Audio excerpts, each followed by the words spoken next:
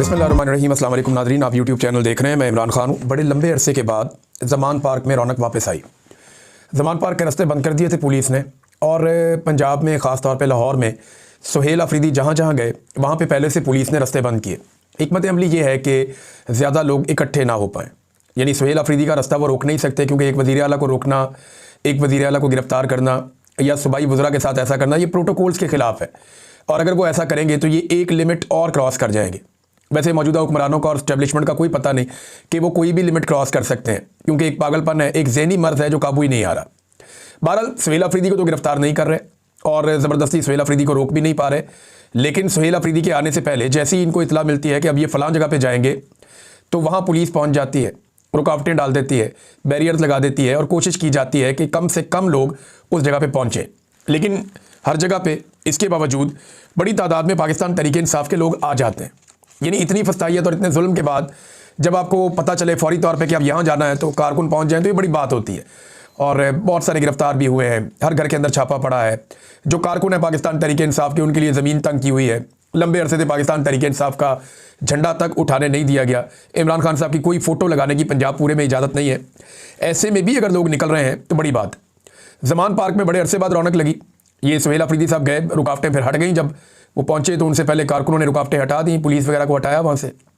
ये लोग गए, इमरान खान साहब की बहनें भी आई, फैमिली के बाकी लोग भी आए, तो ज़मान पार्क को खोला गया। काफ़ी अरसे के बाद वहाँ अंदर के मनाज़िर लोगों ने देखे। अब इमरान खान साहब को जब से गिरफ़्तार किया गया है तब से लेकर अब तक यहाँ पर बिल्कुल एक बंदिश है और किसी किस्म का कोई एक्टिविटी यहाँ पर नहीं देखी गई। लेकिन अब एक्टिविटीज़ हो रही हैं। लाहौर में वकला से बातचीत की सुहेल अफरीदी ने, एक अच्छा तगड़ा खिताब किया। वहाँ पे वकला ने बड़ी दिलचस्पी शो की, बड़ी तादाद में वकील वहाँ पे मौजूद थे।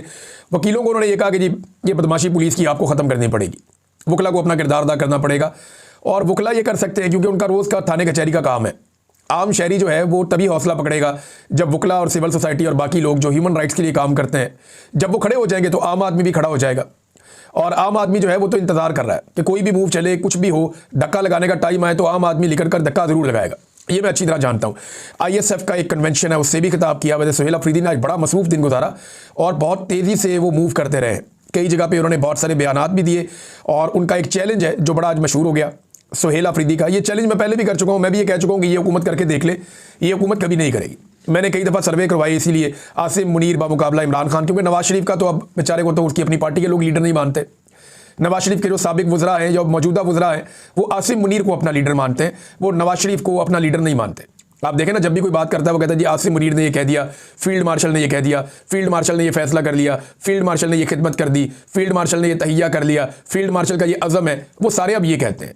माजी में ये नवाज शरीफ की गर्दान करते थे, अभी ये फील्ड मार्शल आसिम मुनीर की गर्दान करते हैं। तो मैंने कई मरतबा आसिम मुनीर को और इमरान खान का मुकाबला कराया। अभी 28,000 वोट पड़े थे, 2 वोट हमें मिले आसिम मुनीर के हक में, बाकी सारे इमरान खान के हक में वोट आए। मैंने आपके साथ शेयर भी किया, अगर आप जाकर देखना चाहें तो आप मेरी वीडियो पर जाकर देख सकते हैं।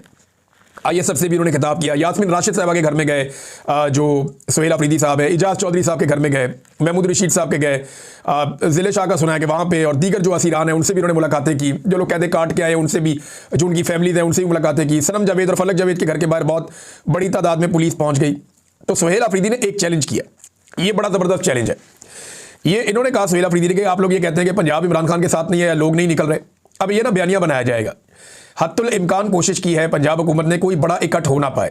और मैं आपको ये भी बता देता हूँ कि सुहेल अफरीदी कोई जलसा करने तो आए नहीं थे, उन्होंने मुख्तलिफ जगह पे लोगों पे मुलाकातें करनी थी, मुख्तलिफ जगह पे उन्होंने मुख्तलिफ तरह के लोगों से मुलाकातें करनी थी, इजहार यकजहती करना था।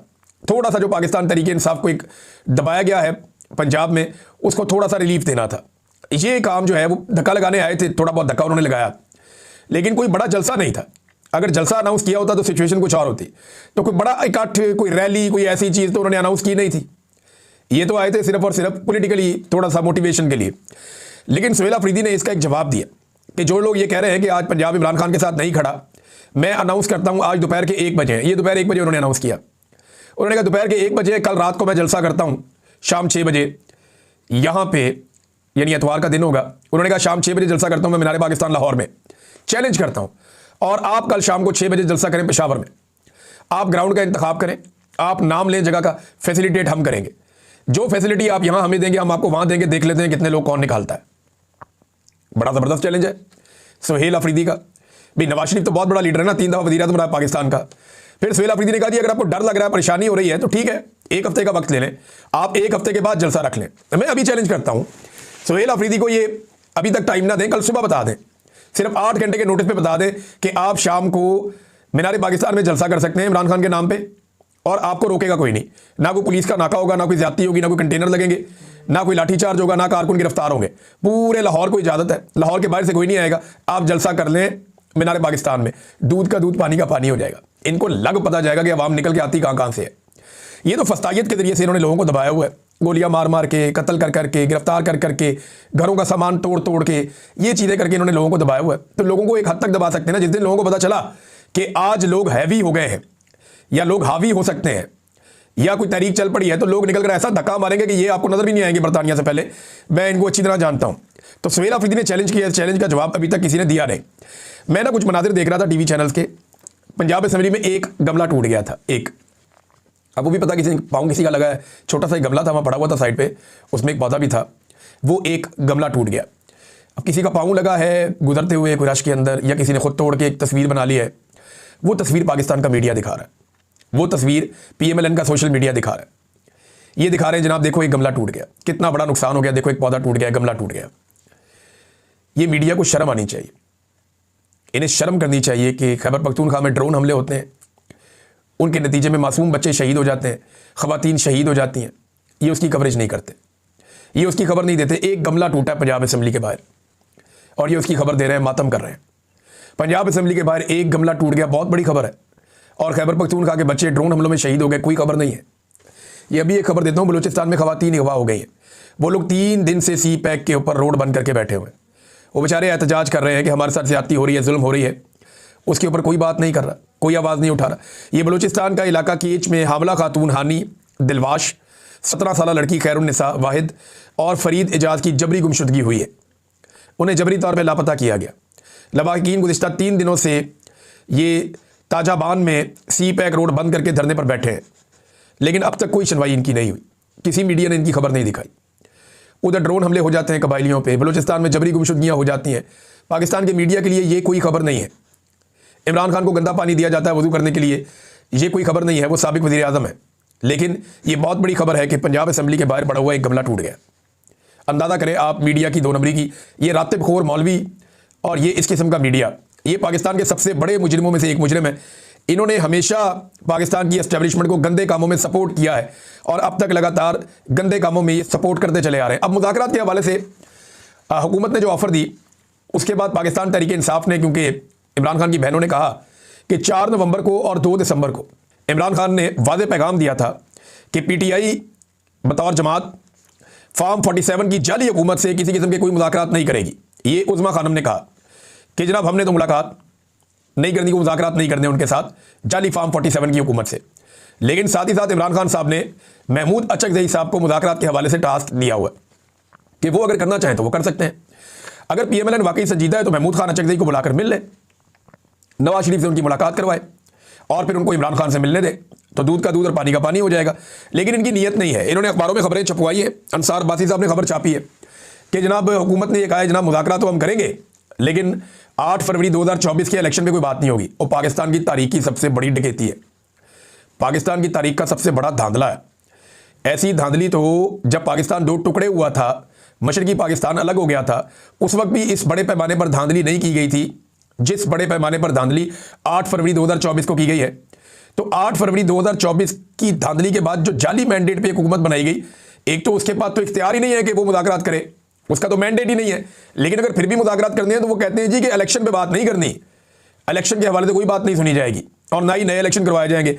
जबकि पाकिस्तान तहरीक इंसाफ की वाज़ेह शराइत में से, या जो तहरीक तहफ़्फ़ुज़ आईन पाकिस्तान है उनकी जो वाज़ेह शराइत है उनमें से जो वाहिद शर्त है वो यही है कि नए इलेक्शन करवाएं, इलेक्शन कमिश्नर को तब्दील करें, नए इलेक्शन करवाएं और आ जाएं आईन के ऊपर बात करने बैठ के। तो मुझे नहीं लगता कि ये हुकूमत ऐसा करेगी। नजम सेठी ने भी ये कहा, हुकूमत के जितने करीबी लोग हैं वो बड़ा वजाहत के साथ ये कह रहे हैं हमें मुज़ाकरात इस वक्त सूट नहीं करते, क्योंकि अगर हुकूमत ने मुज़ाकरात किए तो जाली इलेक्शन पर भी बात होगी, एस्टेब्लिशमेंट के घटिया किरदार के ऊपर भी बात होगी कि ये किरदार ख़त्म किया जाए, ये किरदार बंद किया जाए और एस्टेब्लिशमेंट अपनी आईनी हदूद में वापस जाए। अब ये चीज़ें मौजूदा हुकूमत को सूट नहीं करती और ना ही आसिम मुनीर को सूट करती हैं। तो आसिम मुनीर इनको इजाज़त नहीं देंगे मुज़ाकरात की और ये मुज़ाकरात करेंगे नहीं। और मैं कई मरतबा ये कह चुका हूँ, आज फिर ये कह देता हूँ कि आसिम मुनीर जब तक मौजूद है अपनी सीट पे, इमरान खान को कभी बाहर नहीं आने देंगे और पाकिस्तान तहरीक इंसाफ के लिए कभी भी वो हालात को नॉर्मल नहीं होने देंगे। उसकी वजह यह है कि इसके अंदर उनको अपनी तबाही नजर आती है और जो कुछ वो कर चुके हैं अब उनके पास पीछे हटने का रास्ता नहीं है। अगर आसिम मुनीर को किसी मौके पर यह करना पड़ा तो याद रखिएगा वो शदीद तरीन दबाव में और परेशानी में ये करेंगे, अदरवाइज वो ये कभी ना करेंगे ना होने देंगे। लिहाजा पाकिस्तान के बाहर से ओवरसीज पाकिस्तानी सोशल मीडिया और जितनी भी इंसानी हकूक़ की तंजीमें हैं वो अपना दबाव बनाएं और पाकिस्तान के अंदर से एक अवामी तहरीक जो बड़ी और तगड़ी हो वो खड़ी की जाए, तो आसिम मुनीर साहब से ये ज़बरदस्ती काम करवाया जा सकता है, अदरवाइज़ वो कभी भी ये काम नहीं करेंगे। नाज़रीन, ये तो है मुज़ाकरात का मामला। अब मुज़ाकरात हमेशा हुकूमत तब ऑफर करती है जब तहरीक का टाइम आता है। अभी 1-1.5 महीने जो है, 1.5-2 महीने, ये वो टाइम है जब आप तहरीक की तैयारी करते हैं। फरवरी के एंड में या मार्च में हमेशा तहरीक चलती है। तो अब ये 1.5-2 महीने में हुकूमत मुज़ाकरात में एंगेज करना चाहती है ताकि लोग कंफ्यूज हो जाएंगे कि मुज़ाकरात चल रहे हैं तो हमें तहरीक बनाने की क्या ज़रूरत है। लेकिन एक तहरीक पाकिस्तान तहरीक इंसाफ के ज़िम्मे लगी है। अब देखना यह है कि सुहेल अफरीदी और उनके साथी जो स्ट्रीट मूवमेंट है उसकी टेक्निकलिटीज़ में कैसे जाते हैं। याद रखिएगा कि अभी तक वो जो कर रहे हैं ये ऑप्टिक्स है, ये एक मोटिवेशन है, ये पाकिस्तान तहरीक इंसाफ को ऑक्सीजन देने के मुतरादिफ है। लेकिन जो स्ट्रीट मूवमेंट होती है वो बिल्कुल एक डिफरेंट चीज़ है। उसके लिए आपको हर आदमी को टच करना पड़ता है, हर गली में, मोहल्ले में, हर गली कूचे में, हर गांव में, बाजार में, हर यूनिवर्सिटी में, कॉलेज में, स्कूल में, हर दफ्तर में, इदारे में, आपको हर जगह पे लोगों को टच करना पड़ता है, आपको अपना पैगाम पहुंचाना पड़ता है। और ये पैगाम पहुंचता है एक ऑक्टोपस के अंदाज में। ऑक्टोपस एक सिस्टम का नाम है, वैसे तो एक जानवर है, आप सब जानते हैं वो ऑक्टोपस है। उसका एक सर होता है, बहुत सारे पाँव होते हैं, तो वो आगे उसकी शाखें बढ़ती जाती हैं, बढ़ती जाती हैं, बढ़ती जाती हैं। तो इस तरीके से ये पैगाम फैलता है और जो पैगाम एक आदमी के पास से निकलता है वो हज़ारों लोग बाद में फैला रहे होते हैं और उसके बाद लाखों लोग फैला रहे होते हैं और करोड़ों लोगों तक वो पैगाम पहुंचता है। तो इस तरीके से ये एक जो स्ट्रीट मूवमेंट है वो बनती है। अब वो टेक्निकली जब बनेगी तो हम आपको रिपोर्ट करेंगे। नाज़रीन, यूएई के सरबराह शेख साहब जो है वो पाकिस्तान तशरीफ़ लाए, उनका निजी दौरा है, शिकार खेलने आए हैं वो और वो इंजॉय करेंगे। लेकिन पाकिस्तानी हुक्मरानों ने उसको एक ऑफिशियल दौरा बनाने की कोशिश की। अब खबर ये आ रही है कि यूएई ने अपने पैसे वापस मांग लिए। ये आप अंदाज़ा करें, इन्होंने पैसे देने यूएई के, पाकिस्तान की हुकूमत ने यूएई के पैसे रखे हुए हैं अपने पास, अपने बैंक के अंदर, क्योंकि ज़र मुबादला के ज़खायर में इनके पास तो पैसे है नहीं। तो इन्होंने दोस्त मुल्कों से लेकर, कुछ सऊदी अरब से लेकर रखे हुए हैं, कुछ चाइना से लेकर रखे हुए हैं, कुछ यूएई से लेकर रखे हुए हैं। तो यूएई ने अपने पैसे वापस मांगे कि जनाब साढ़े पैसे वापस करो।